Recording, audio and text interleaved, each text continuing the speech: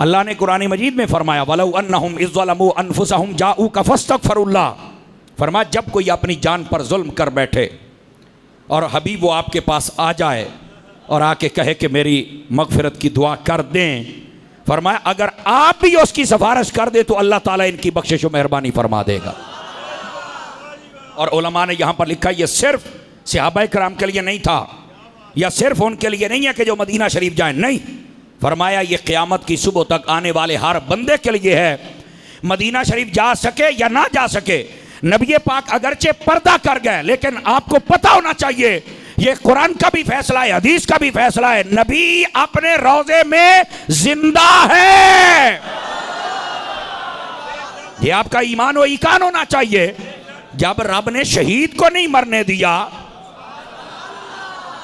क्या मैं कह रहा हूं, शहीद को नहीं, शहीद कौन है? जो अल्लाह रसूल के नाम पर अपनी जान दे दे, जो रसूल के नाम पे मर जाए। जब वो नहीं मरता तो रसूल खुद कैसे मर गया? मौत आई, बस एक अल्लाह का हुक्म पूरा होना था, हुआ। जब रोजे में गए, नबी पाक सल्लल्लाहु अलैहि वसल्लम को अल्लाह ने फिर जिंदगी अता फरमा दी। तमाम उलमाए इस्लाम ने इस बात को लिखा है, तवज्जो कीजिएगा। फरमाया आका करीम अलैहिस्सलाम अपने रोज़ा अक़दस व अनवर व अतहर में जिंदा है, हयात है। जिस वक्त चाहें, जहां चाहें, जितनी देर के लिए चाहें, मेरे आका जा भी सकते हैं और आ भी सकते हैं, नंबर एक। और नंबर दो, ये बात भी बड़ी सुनने वाली है। फरमाया आका करीम सल्लल्लाहु अलैहि वसल्लम आप पूरी दुनिया को ऐसे देख रहे हैं जैसे बंदा अपनी ऐसे हथेली को सामने रख के देखता है। ये तमाम उलमा ने लिखा है। अच्छा, मैं यहां पर यह भी तस्रीह कर दूं, ये आजकल के ना बताएं तो अलग बात है, ये देवबंदी और अहले हदीस लोग वो भी मानते, उनके बड़ों ने भी लिखा है। मैं पूरी जिम्मेदारी से अर्ज कर रहा हूं। आजकल के कई बेचारे नहीं बताते, पता नहीं उनकी क्या मजबूरी है। बहरहाल उनके बुजुर्गों ने इस बात को लिखा है। अल्लाह रब्बुल इज़्ज़त ने अपने हबीब पाक सल्लल्लाहु अलैहि वसल्लम को ये दो शानें अता फरमाई। अब इसी के तहत उलमाए इस्लाम ने लिखा, जब कोई गरीब मदीने ना जा सके, फरमाया कि वो यहीं पर बैठकर अपनी आंखें बंद कर ले और समझे कि मैं इस वक्त हुजूर के सामने हाजिर हूं, और ये कहे आका अगर मैं नहीं आ सकता आप तो आ सकते हैं ना, मुझे नहीं पता तो आपको तो पता है ना। कहा बिल्कुल। तो महबूब पाक सल्लल्लाहु अलैहि वसल्लम फरमाया अल्लाह की अता से उसकी बात सुनते भी हैं, उसके लिए मगफिरत की दुआ करते भी हैं, और अल्लाह उसे मुआफी भी अता फरमा देता है। अगर नहीं यकीन आता तो मैं दो तीन बातें आपकी खिदमत में कह देता हूं ताकि आपको तसल्ली हो जाए। एक बहुत बड़ी हस्ती हैं, आप सबको जब मैं नाम लूंगा समझ आ जाएगा। कसीदा बुर्दा शरीफ का नाम सुना हुआ है आपने? सुना हुआ है?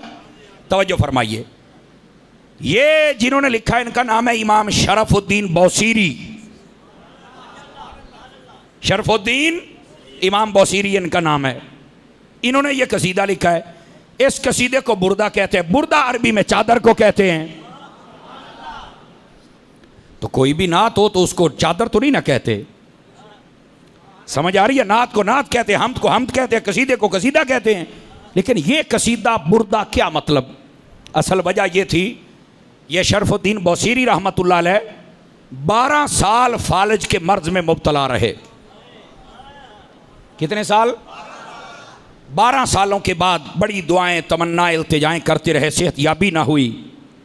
12 सालों के बाद ना एक दिन जब बंदा मायूस हो जाता है ना, गोया अपने आप से अपने घर वालों से कहा कि मुझे कागज़ कलम दो, ये साइड तो काम नहीं करती, ये तो करती है ना, मेरी ज़बान से ही नहीं बोल सकती, एक हाथ तो करता है, मैं चाहता हूं कि अपने नबी की नात लिख के जाऊं। कलम उठाया और लिखना शुरू कर दिया।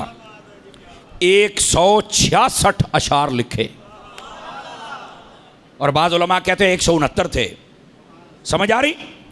166 अशार जब आपने लिखे, कापी बंद की, सराने तले रखी और सो गए। अख लगी तो लग मदीने वाले दिन नाल गई। हुजूर तशरीफ ले आए। जब मेरे आका ने जलवागरी फरमाई, शरफुद्दीन क्या ये तू समझता है कि हमें पता ही कोई नहीं, और तू ये समझता है कि तुझे शिफा कोई नहीं देगा? रोन लग पे, कहने लगे हुजूर मैं तो बड़ी देर तो उड़ीका लाइया सन, लेकिन हुजूर कोई हिकमत ही होएगी कि तुसा नहीं आए। अगला जड़ा जुमला फरमाया तू भी केड़ा पहलू मेरी नात लिखी सी, आज लिखी है तो मैं आ भी तो गया ना। इसका मतलब है कुछ हुजूर के लिए कर तो सही ना, को नात को हुजूर पर दरूद पढ़, इसका मतलब है मेरे आका को पता चलता है। अच्छा, यहाँ पर जितने हजरात आप बैठे हो, बहुत सारे मेहमान नए चेहरे हैं, आपको खुली छुट्टी है। हम यहाँ पर छुप छुपा के तकरीर नहीं करते, खुली छुट्टी है, 2 कैमरे लगे हुए हैं। आप देवबंदियों वाबियों से भी चल के पूछें कि क्या ये वाकया ऐसे ही है। मैं गाली नहीं दे रहा, मैं सिर्फ कहना ये चाहता हूँ कि अगर ये वाकया उनके नज़दीक भी सही है और तुम्हारी किताबों में है, अगर कोई कहे नहीं है तो मैं भी खावांगा भैया लिखा खलोता ही नहीं। समझ आ रही? ये भी साथ बात कहता हूँ, अगर ये वाकया सभी मानते हैं, सब बुजुर्गों ने लिखा है और है भी सच्चा, और आज तक ये कसीदा बुर्दा पढ़ा जा रहा है, तो मेरा सिर्फ ये सवाल है, जो कहते हैं कि नबी को पता नहीं चलता, नबी आ नहीं सकते, बताओ शरफुद्दीन बुसीरी के बारे में पता कैसे चला? नबी आए कैसे? शिफा कैसे दी? बताओ मुझे। सारे मसलक वाले लोगों को छुट्टी है, चाहो बैठ के सोचो। ये जो मौलवी तुम्हें खोल के हुजूर की शान नहीं ना बताते, उसकी वजह यह है उन्होंने अभी हुजूर की शान को पहचाना ही नहीं। नबी पाक अलैहिस्सलाम यूं करम करते हैं, आपने ऐसे हाथ फेरा, शरफुद्दीन बुसीरी ठीक हो गए। हुजूर ने फरमाया ठीक है मुझे नात सुनाओ। नात सुनी, जाने लगे। या रसूल अल्लाह जा रहे हैं? जी हाँ। मैं ठीक हो गया? जी हाँ। फरमाया या रसूल अल्लाह सुबह लोग मानेंगे नहीं, इको रात मैं किवें ठीक हो गया? लोग मानेंगे नहीं, 12 साल हो गए, बड़े बड़े हकीमों ने जवाब दे दिया है। तो फरमाया जदों तू आपे टुरेंगा गली तो सारे नूं पता लग जाएगा। हुजूर हो गल तो ठीक है, पर मैनू ना कोई ऐसी निशानी दे दो बई जिहड़ी मैं लोकां नूं दस्सां ना, और जिन्हें नहीं मनना अबू जहल दी नस्ल वो तो ना मन सी, पर जिहड़े आशिक हैं उन्हां नूं तो ठंड पै जावे ना। नबी पाक ने फरमाया अच्छा अब आ गई बुरदे वाली बात। अरबी में बुरदा चादर को कहते हैं।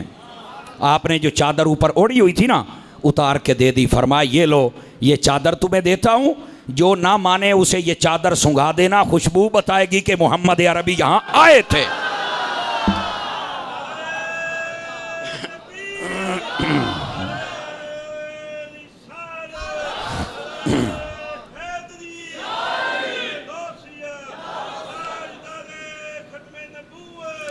तवज्जो है सब हज़रात की?